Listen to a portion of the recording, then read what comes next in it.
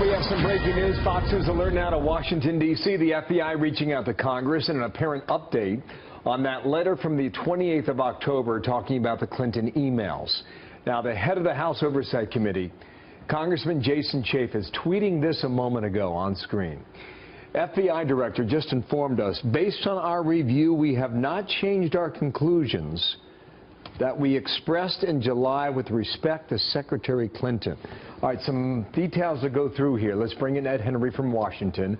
Take it a step at a time. Specifically, he's referring to what, Ed? Start there. Well, first of all, referring back to July was when Hillary Clinton was essentially in the clear when the FBI director said there were problems with her server and walked right up into the line of saying that the law may have been broken and that there was evidence suggesting that, but said that he didn't think any prosecutor would actually bring such charges, and basically suggested anyway back in July that he was walking away from all of that. That's why it was such a shock on October 28th when he wrote that other letter to leaders in Congress saying, well, hold on a second, we're kind of restarting things here because we've got this laptop from Anthony Weiner. He didn't mention the laptop, but he said that new evidence had been presented. That was a big deal. What was that, about 11 days before the election? This may be a bigger deal just 2 days before the election. I have the letter here from the FBI Director, James Comey.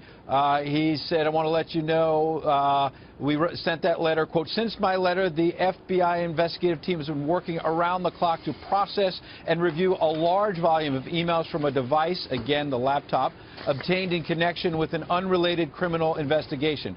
During that process, we reviewed all the communications that were to or from Hillary Clinton while she was Secretary of State. Based on our review, James Comey says, we have not changed our conclusions that we expressed in July with respect to Secretary Clinton. I am very grateful to the professionals at the FBI doing an extraordinary amount of work here in a short amount of time. So look, again, a little bit cryptic because it says, you know, we fall back on what we said in July. Doesn't directly say she's in the clear. But look, if the first letter on October 28th was correctly interpreted, cryptic then as well, that this thing may be back on in terms of classified information on that server, FBI restarting the engines. It's certainly fair to suggest now, 2 days before the election, this letter is a signal from FBI Director James Comey, an unmistakable signal, Bill, that maybe those engines are slowing down. Watching the Trump plane pull up to the airport hangar in Minneapolis, Minnesota.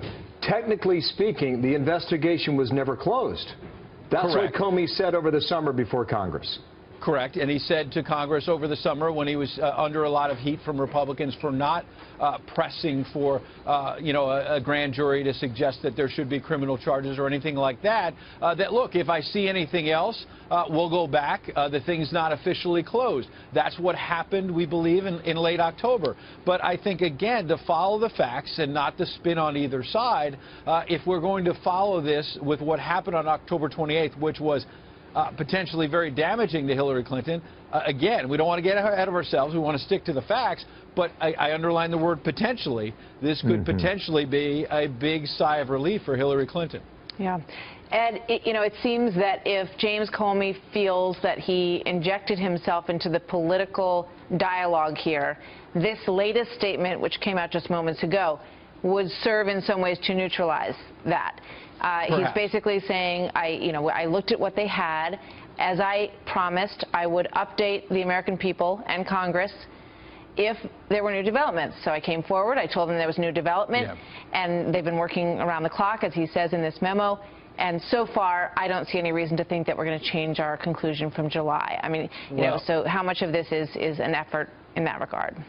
Well, I tell you what, this could be seen, because it was seen on October 28th by some, as CYA for James Comey for walking up to the line in July, not doing anything then, and then, okay, we've got the door open again on October 28th. And remember, back then, it was very senior Republicans like Bob Goodlatte, the chair of the House Judiciary Committee. He's got real standing on these matters. He said then to Megyn Kelly and others, look, there's no way James Comey, Bob Goodlatte said, after taking a pounding in July, is going to come back to us and say this thing is reopened, restarted, whatever word you want to use, and then have absolutely nothing. There had to be something serious, he learned, on October 27th, 28th, to take such a big step so close to the election. Well, I've got to say, based on Republican Bob Goodlatte's reasoning back then, it certainly appears to me that James Comey is saying what Bob Goodlatte feared he would not say, which is, oh, well, what I was looking at wasn't that big of a deal,